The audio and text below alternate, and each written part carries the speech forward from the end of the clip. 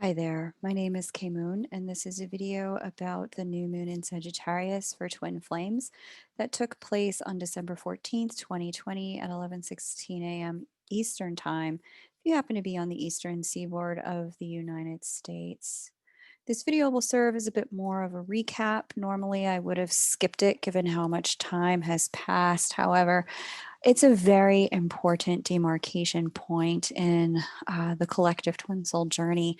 And it felt really important to make sure that I acknowledged exactly what was going on at this time, because I can see that it was a period of significant shift and transition for many twins in the collective.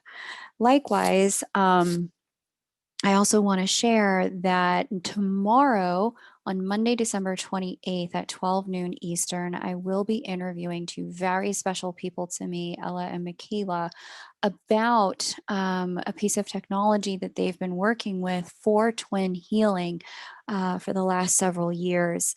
Their work I have found personally very transformational, and I will share a little bit about that in tomorrow's interview. But this is actually a piece of technology that I know will assist many of you in clearing some of the blockages that have been hanging out in your connection on the etheric that you've not been able to get to, but also revealing what some of them are so that you can start the process of working with them. What I like most about this is that because this is a piece of technology that can pick up on the subtle realms without the interface of a human brain and all of its subjectivity, it can actually put out the information in an objective and report format. You'll be able to get information that's very unfiltered and extremely accurate and truthful about what it is you're dealing with in your connection. So, I recommend that you have a listen. If you can't join live, the recording will be available on the channel. So definitely have a listen to it. But I find that this is a very huge breakthrough in technological advance, that there is a piece of technology that we can utilize to assist in healing twin connection, but also helping our souls transcend and ascend. So, I'm looking forward to sharing all of this with you tomorrow. Please join me. I look forward to introducing each of you to Ella and Michaela. So, this particular video is about the new moon in Sagittarius for twin souls. And we're going to just kind of start with the divine feminine energy, move into the divine masculine energy. In between, we'll talk about the connecting energy between the two. And if you want to understand the overall energy of this lunation, definitely have a listen to the general video where there are some prescribed guidance about things you can do and how to utilize this energy, because it is in effect for actually more than just this new moon, because this eclipse energy was available and will be available for the next 60 to 90 days. So here's our divine feminine energy sitting at the 28th degree Scorpio, conjunct Venus.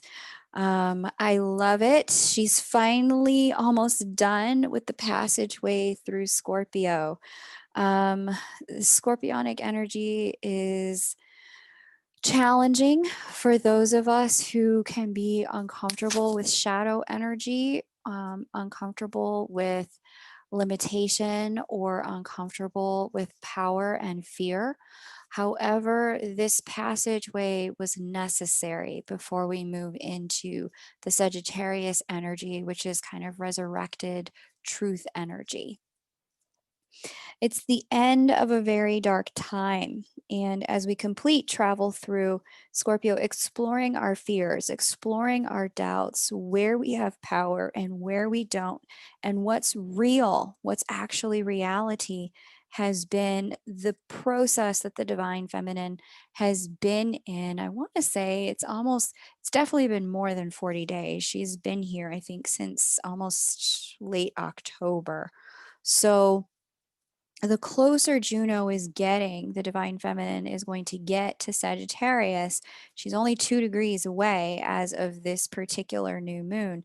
The more freedom, divine feminines, you're going to feel, the more possibility you're going to feel and recognize, the more potential you're going to feel in the field around you. And the more clear you'll be about what you can put your faith in, what you can be optimistic about, even though so much has started to fall away and shed during this passageway through Scorpio. It's almost like a really great release is coming and you from a period of struggle, and you can feel it already. You can feel the light on the horizon. And the period of struggle of, Juno through Scorpio, it's not been without its purpose. If you've been a subscriber for all of 2020, you'll recall that I started the year by explaining that the divine masculine energy that I read as Jupiter and the divine feminine energy that I read as Juno, his counterpart, would be in very different schools this year, studying very different things, taking care of different challenges, and processing different inner world issues. And if you're new, welcome. Definitely subscribe because updates like this for 2021 are going to continue to flow through the channel. But this period of needing to dance separately for now so that we could dance together later is coming to a close. And so the solos that each of you did on separate sides of the stage, that's done, thankfully. Now, the divine feminine and the divine masculine energy are going to start to work with more complementary lessons as they move into complementary signs. And it's going to be easier to see eye to eye, to have space for one another's point of view and perspective, to better understand one another's experiences and energy, where this may have been a bit more of a challenge to get on the same page in 2020. And this is for twins who are in union and twins who are not. The divine feminine is marking this moment of this particular eclipse period of time with a dance with Venus, and for a very small number of you. Because when I read, Venus is the mundane feminine energy, Mars is the mundane masculine energy, Juno is the ascended, Jupiter is the ascended feminine and masculine energy, respectively, because the divine feminine is sitting here at 28 degrees Scorpio, conjunct Venus at the same exact degree. And here's the divine masculine here at 28 degrees Capricorn in a sextile formation. For a very small few of you, this is going to mean that you're actually becoming friends with your counterparts, baby mama, spouse, soulmate, whoever they happen to be in partnership that is not you, partnership with that is not you. This will also be mark a period of time of recognition of, wow, like I really see why you're drawn to that feminine energy and not just my own feminine energy. I see why you need to keep working with her. I see how you need what she can teach you right now. I see how she and I are so alike and yet so different in some really key ways. And while really confronting to see this really is a final step before being set free for another love to come forward for you in this next chapter. And so that's just for a few of you. I wanted to acknowledge it because some of you show up in my readings with that kind of circumstance. So because that's really here, it can be a confronting experience to have, but it can also be a liberating experience to have as well once you're anchored in the truth. So I've said it before and I'll say it again now that soulmates serve a very sacred and incredibly important lesson in divine connections between twin souls. And if you found yourself in a triangulated circumstance with a soulmate, it's important to have compassion for all three of you. It's really easy to get caught up in our own pain and just wonder when our own suffering in separation from our counterpart is going to end. When will they leave them or choose us? Or if the shoe's on the other foot, we can really get caught up in our own shame and fear in such a way that we love someone who's not our spouse, that all we want to do is ameliorate that suffering and that shame and that fear by pretending that things are as they were with our spouses before we ever met our divine counterpart. But this is one of those crossroad moments, this new moon in Sagittarius, with Venus and Juno standing so close together, and Jupiter standing so close to the Saturnian energy, which is really all about discipline and focus and making tough choices. Um, this this lat hang on, I have my notes here. um, Let me make sure I have this right because I want to give you the correct message here. Okay, right. Okay. Um, this moment is a supreme moment of, some of it is choice for many divine counterparts, and some of it is just recognition and clarity. Like, okay, I see where things stand between me and myself and the divine, my counterpart and their choices and the divine. And if there's a third person involved, I see where things stand for that person as well, and what's going to be the honorable, integritous, loving thing to do in this circumstance. So, and that's just for a few of you that this energy is manifesting in that particular way.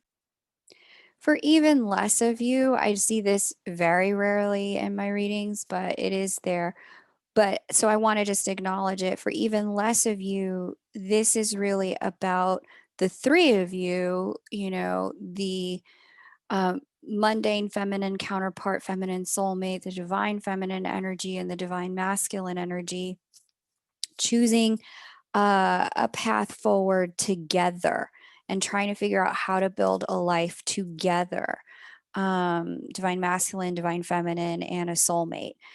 And, love begets more love. So I'm not surprised that this energy is manifesting and appearing in this way where it's like, okay, yeah, the three of us are now going to move in together.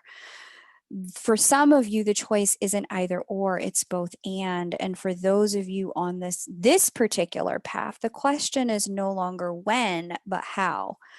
um so I wanted to just speak to that because that is an energy that's presenting here.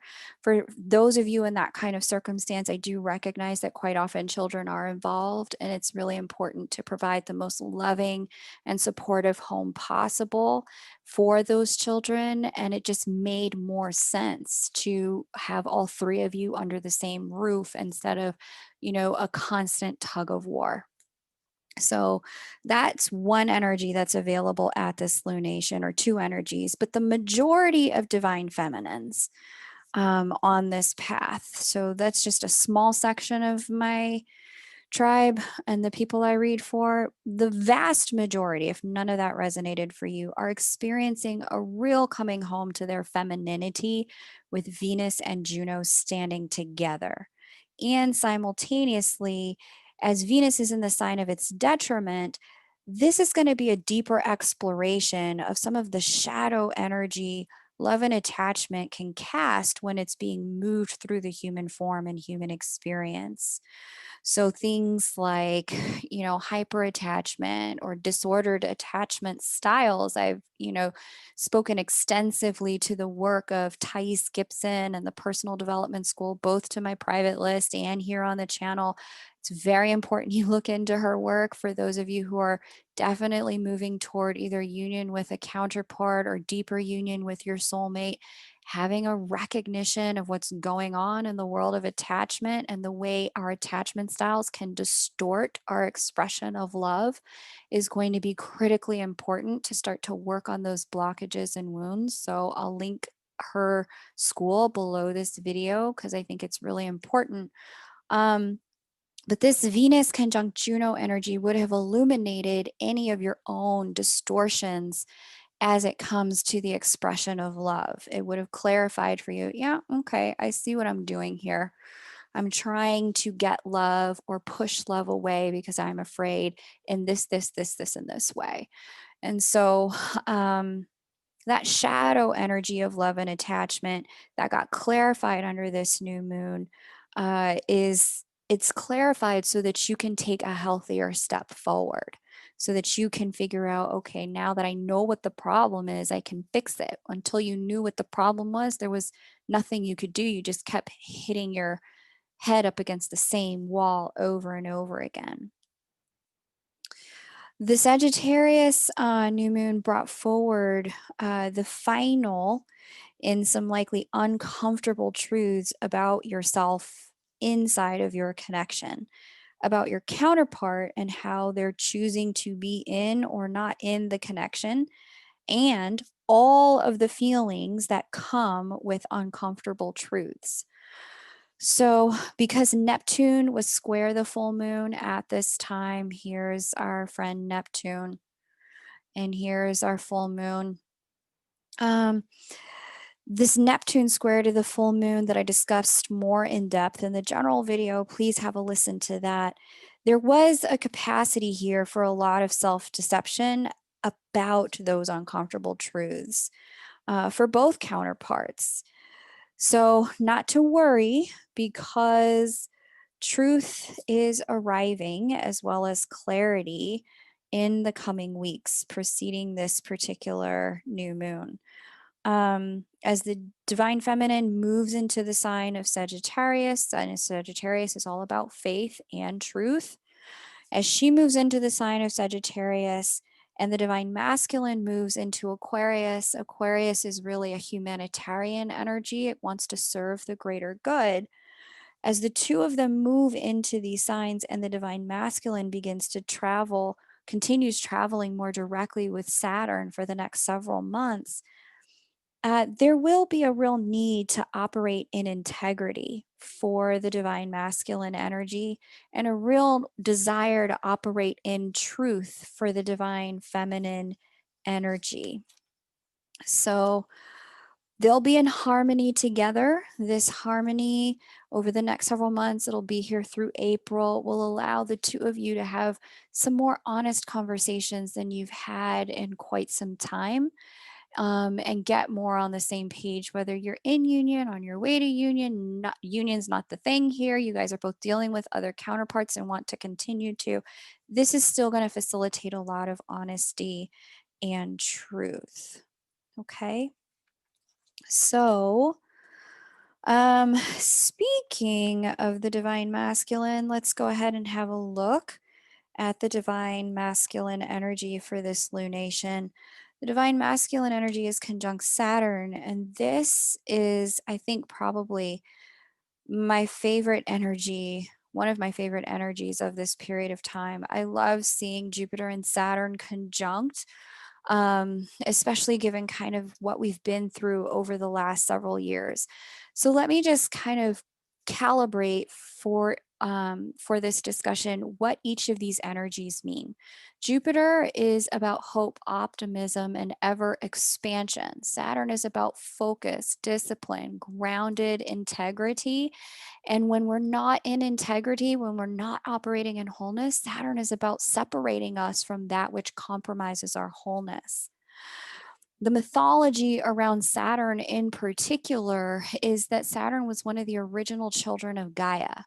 And Gaia had produced these children on her own, but after she had taken a lover and her lover began to push their co created babies back inside of her, she called out to her original children and she said, "Hey, I need some help because this, my lover's hurting me. Who among you can help me?" Saturn was the one to respond. Originally, Saturn was the governor of time, order, sequencing. And Saturn said, "Okay, mom, what do you want me to do?" And Gaia said, "I want you to castrate him."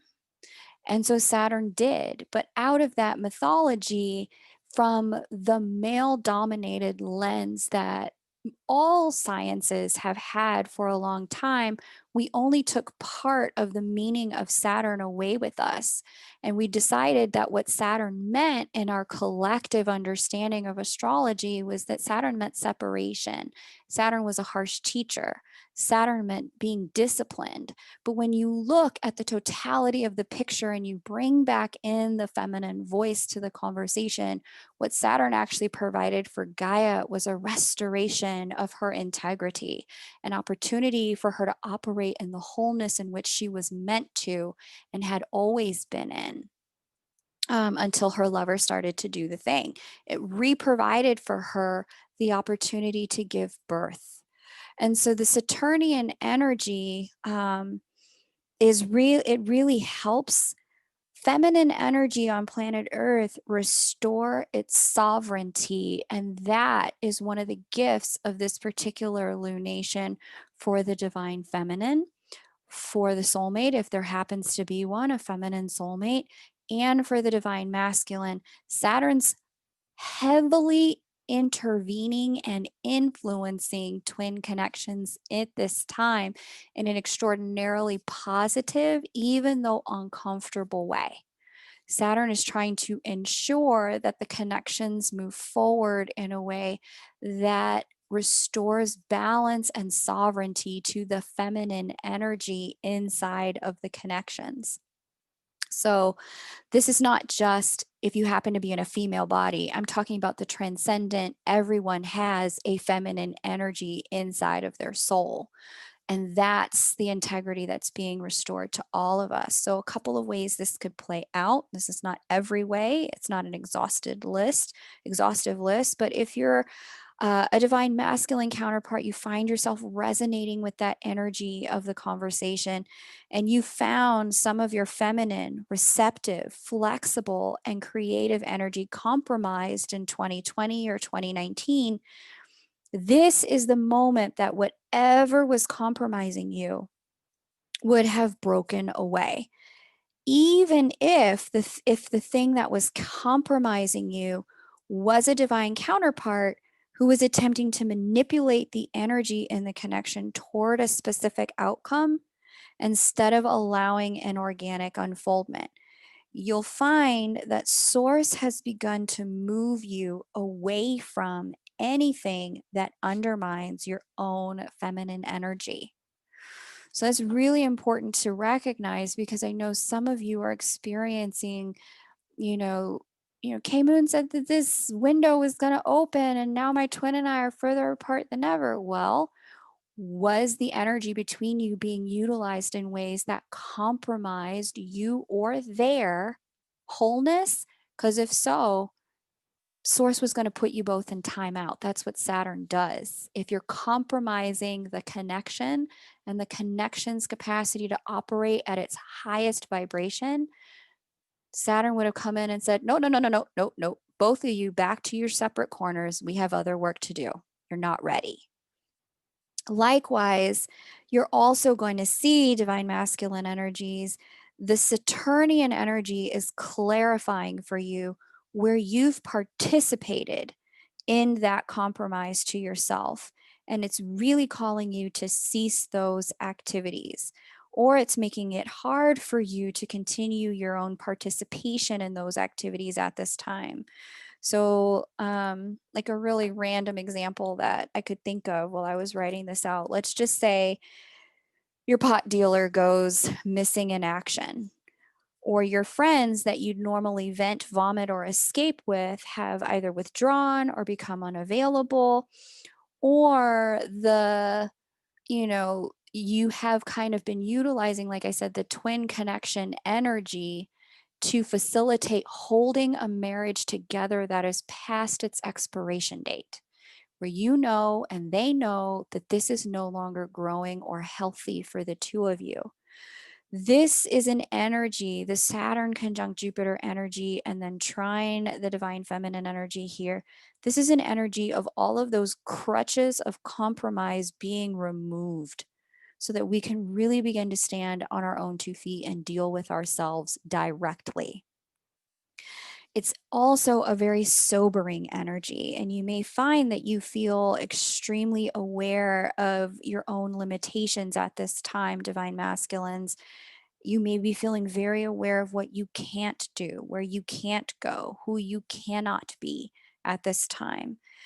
But simultaneously, you're also going to start to become really wise and very sharp to any of the falsities that you've constructed for yourself, where you've created false hopes, exaggerated beliefs about yourself or your reality or your abilities. This is going to be a moment of clarification, and the clarity is only going to get louder as Jupiter and Saturn transit into Aquarius. So get ready for it, because it's a humbling period of time. So one of the best ways I can describe this, and this is probably more complicated than it needs to be, but this is accurate for both twins. If you look up the definition of inflation, and I'm specifically talking about economic inflation, right? It's defined by Investopedia as a decrease in the purchasing power of money, reflected in a general increase in the price of goods and services in an economy. This is kind of basically how, as an adult, you can recall that things used to be a lot cheaper back in the day or cost a lot less as a kid. This is some of what's happening here for the divine masculine energy and will continue to over the next several months. It's a recognition that in some areas of life, frankly, we were living on credit to cover up or ignore the fact that what it costs us to live the way we were living, to be in the marriages or relationships we were in, the cities we were in, pursuing the careers we were pursuing, dealing with the friends we were dealing with, what it cost us was above our actual means. We were living outside of our means. And frankly, trying to live like the Muggles, if you know that Harry Potter reference, if you don't know it, it's like you're a divine soul, basically. You cannot operate like you're not one any longer. That's no longer going to work. So, the people that were trying to behave like the people that were actually here to lead, this period of time would have revealed that it's actually more expensive that when we can actually afford to be able to do that. It costs our health too much. It costs our families too much. It costs our sanity too much. It costs our emotional integrity and sovereignty too much to keep behaving like the mere mortals. If you are on this channel, you're called to be a divine soul ascended and to lead, not to follow, not to blend in, camouflage, or fit in. Okay? So, the whole year of 2020 was meant to be a wake up call, designed to help us see this and to transcend and ascend. As we rise, those around us, our family, friends, coworkers, they can also rise too. But in order to do that, these moments of truth are extremely necessary. We can't continue to live on borrowed energy, borrowed money, borrowed time, borrowed sanity forever. It only creates a life that's unsustainable in the long term.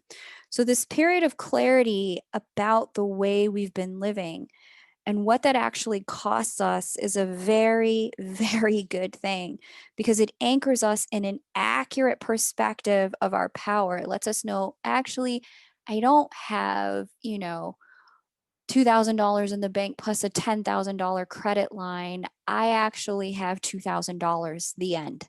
I need to figure out what I can do with $2,000. And if that means that I just can't hang out with these people anymore, can't operate in this way anymore, can't be in this relationship anymore, can't do this job anymore, then it's time for me to make a change and operate within the actual limits of what I actually have. Like the divine feminine, if you're recognizing that you've been misusing the energy in your twin connection, you may find this to be a period of time where you pull away. If you've sensed that the connection is there, but you're not ready to give to it fully, if you've been using it for the satisfaction, gratification, easing that it provides to, like I was talking about earlier, a job you hate, a marriage past its expiration date, or some other situation that you know needs to change. You may find that at this time, your ability to continue utilizing your connections energy in that way is no longer possible, either because your own guilt or shame or their unavailability due to life circumstances is just not going to allow it. So, for my twins who are in union already, who are actively in the process of either coming together, or you're already together, you've been together for some period of time, you're going to find that this is a period of really sobering up to, okay, this is the work we need to do to take the next step in our connection, in our service. This is going to be also a period of time where if there's been any sexual challenges on the physical front between the two of you, the root of that challenge is going to start to get revealed. Like, what is it? Why is it? Why has it been? You may find that you get some sort of help, either spiritually or medically at this time.